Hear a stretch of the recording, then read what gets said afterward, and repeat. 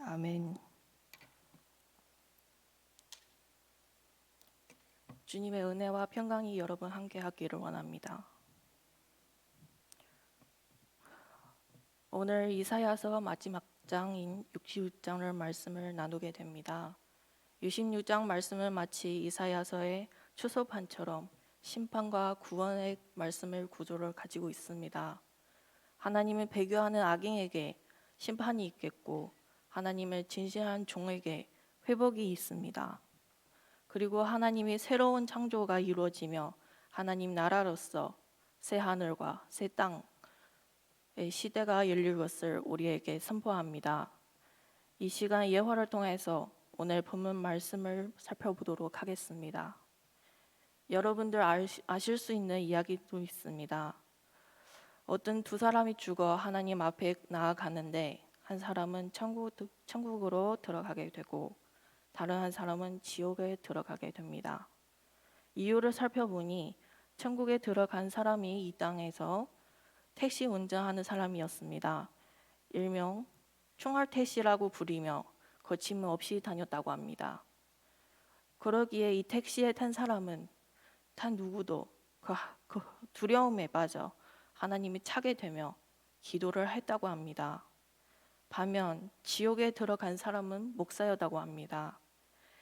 이 땅 주님 말씀을 전할 때 하나님의 자녀들이 깨어있지 못하도록 예배 시간에 잠을 재웠다고 합니다. 단순히 이야기 아니라 이 이야기 속에서 오늘 예배하는 저와 여러분의 모습이 담겨져 있음을 우리가 알아야 합니다. 급할 때는 하나님의 찾다가 정작 하나님 섬기는 예배하는 모습은 우리의 깨어있지 못할 때가 있습니다. 이 모습 속에서 하나님 향한 우리의 마음이 우리 가운데 거해야 함은저 선포해야 합니다. 그렇지 않으면 우리의 모든 행위는 외식하는 자이며 하나님 기뻐하지 않기 때문입니다. 이 시간 예배하는 우리의 모습도 마찬가지입니다. 마땅히 예배자로서 거룩한 구별 성도로서 예수 그리스도 믿는 그리스도인으로서 깨어 성리해야 합니다. 깨어 성리하는 것은 결국 무엇입니까? 바로 우리의 예배 대상이 우리의 삶의 모습이 주님 한 분만을 바라보아야 합니다. 오늘 말씀을 통해 참 성전과 참 예배라는 주제 가지고 말씀을 볼 때에 이 시간뿐만 아니라 삶의 모습 가운데 드려지는 예배를 성리하기를 주님 이름으로 축원합니다. 우리가 먼저 알아야 되는 것은 예배의 대상은 하나님이십니다. 구약에서 제사, 신약에 와서 다 예배 단어로 사용하게 되는데 구약의 제사는 레위기서 통해 크게 5가지 나눠집니다. 잠시 보자면 번제, 소제, 속죄제, 소건제, 화목제가 있습니다. 오늘날 우리는 예수 그리스도 말미암아서 이와 같이 구약에서 드려지는 형식적인 제사의 모습이 사라졌습니다. 하지만 우리의 각각 제사의 의미는 오늘날 드려진 이 예배 속에서 모두 담겨져 있음을 우리 알아야 합니다. 구약의 제사는 드려지는 대상은 하나님이었습니다. 오늘 우리도 예배 또한 예수 그리스도 이름을 가지고서 나아갈 때에 하나님을 향하여 예배를 해야 한다는 것을 잊지 말아야 합니다. 우리의 예배는 하나님이 향한 온전한 마음으로 믿음으로 나아가져야 합니다. 오늘 본문 1절입니다. 여호와께서 이와 같이 말씀하시되 하늘은 나의 보좌요 땅에 나의 발판이니 너희가 나를 위하여 무슨 집을 지으랴 내가 안식할 처소가 어디랴. 전반부는 하나님은 얼마나 위대하신지에 대해서 말씀하십니다. 하늘은 얼마나 크십니까? 그 하늘은 하나님의 보좌라고 하십니다. 또 땅은 얼마나 넓습니까? 그 땅은 하나님의 발등상이라고 하십니다. 이 당시 이스라엘 백성들은 포로 귀환 후에 무너진 성전을 건축하기에 바빴습니다. 성전 건축하는 일에 신경 쓰다 보니 그들은 신앙은 하나님과의 관계가 멀어지게 됩니다. 예배는 하나님이 섬기는 것인데 그들은 신앙 섬기는 모습에서 성전 그 자체가 집중되어 버렸습니다. 우리 예배함에 있어서 이스라엘 백성처럼 천지의 주체 되시는 하늘의 나의 보좌시며 땅은 나의 발등상 말씀하시는 하나님의 교회라는 건물 안에서만 드려지는 형식적인 예배가 돼서 안 됩니다. 우리의 예배 형식은 형식적인 예배가 아니라 하나님 기뻐하시는 예배야 돼야 하며 신령과 진정으로 드려져야 하기 때문입니다. 그렇다면 하나님이 기뻐하시는 예배의 모습이 무엇입니까? 오늘 본문 2절입니다. 나 여호와가 말하노라 내 손이 이 모든 것을 지었으므로 그들이 생겨느니라.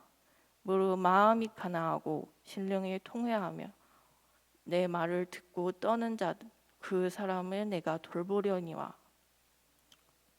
먼저 마음이 가난한다고 말씀하십니다. 마음이 가난한다는 것은 물질 가난함, 육의 가난함입니다. 마음이 가난하다는 것을 무엇이 의미합니까? 표현하는 차이가 있겠지만 한마디로 정의하자면 마음이 가난하다는 것은 하나님의 은혜를 사모하는 것입니다. 저와 여러분의 예배 모습 또한 마찬가지입니다. 주님의 말씀을 듣기를 사모해야 합니다. 마태복음 5장 3절 신령이 가난한 자가 복이 있나니 천국이 그들의 것이며. 우리의 신령은 늘 가난해야 합니다. 이 마음이 가난은 세상이 말하는 가난은 기준이 아닙니다.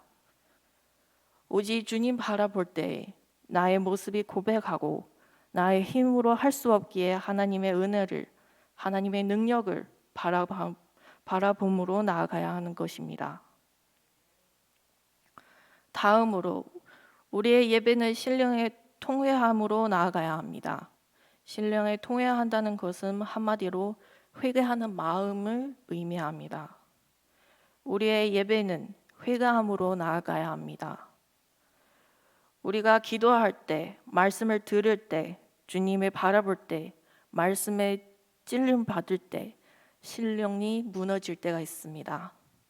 주님 바라볼 때 그 사랑이 얼마나 큰지, 그 은혜가 얼마나 큰지를 깨달아야 할 때 애통하는 마음으로 우리는 나아가야 된다는 것입니다.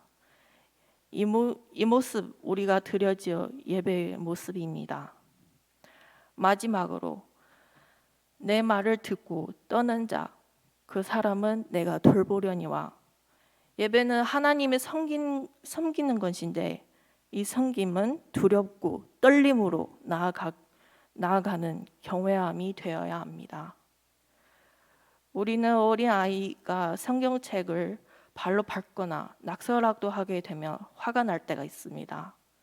물론 성경책을 소중히 여겨야 하지만 우리의 겉모습만 바라보면서 예배를 한다면 이 참된 예배의 모습이 될 수가 없으며 두렵고 떨림으로 주님의 말씀을 듣는 자의 모습이 될 수가 없습니다. 오늘 이 시간 예배하는 여러분, 하나님의 말씀 앞에서 두렵고 떨림으로 나아가시길 바랍니다. 그럼 이제 하나님이 기뻐하지 않는 헛된 예배의 모습이 어떻다고 하십니까? 오늘 본문 3절입니다. 다 함께 읽겠습니다.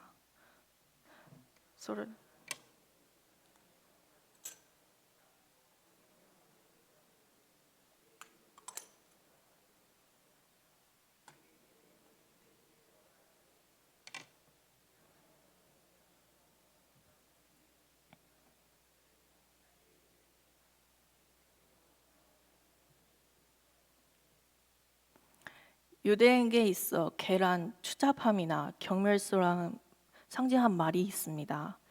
그 개의 목을 꺾인 것은 꺾여서 희생 제물로 바치는 일은 지극히 혐오스러운 모습이 나타납니다. 또한 돼지를 죽여 제물로 바치는 일은 역시 이방의 제사에 행해져든 혐오스러운 일이었습니다.